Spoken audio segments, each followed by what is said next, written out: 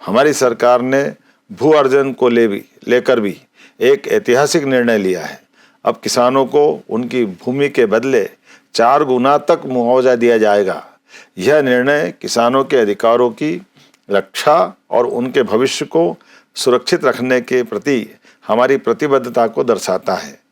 सच में आज यह सिर्फ निर्णयों की सूची नहीं बता रहा हूँ, बल्कि उस विश्वास पर आपसे मैं बात कर रहा हूँ जो हमारी सरकार और किसानों के बीच मजबूत हो रहा है।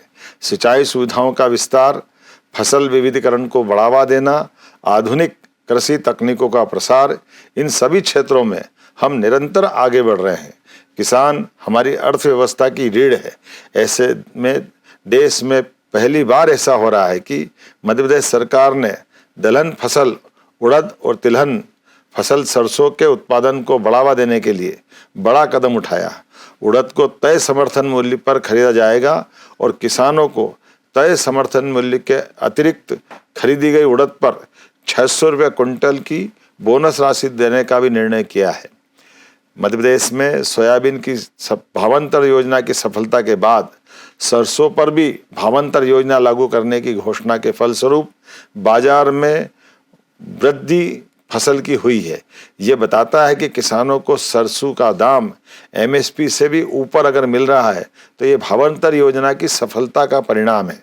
आपको विदित होगा कि हमारी सरकार इस वर्ष किसान कल्याण वर्ष के रूप में मना रही है, जिसमें किसानों को केवल 5 रुपये में बिजली कनेक्शन उपलब्ध कराने का निर्णय किया है। साथ ही हमारी योजना है कि अब हमारे किसानों को रात के बजाय आगामी वर्षा काल के बाद सिंचाई के लिए दिन में ही पर्याप्त बिजली मिलेगी। ये प्रयास हमारा है और ये घोषणा भी हमारी है।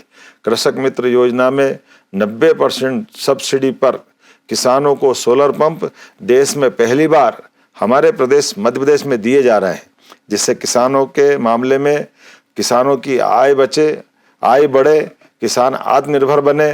प्रदेश को मिल्क कैपिटल बनाने की दिशा में भी हमारी सरकार निरंतर नवाचारों के साथ आगे बढ़ रही है।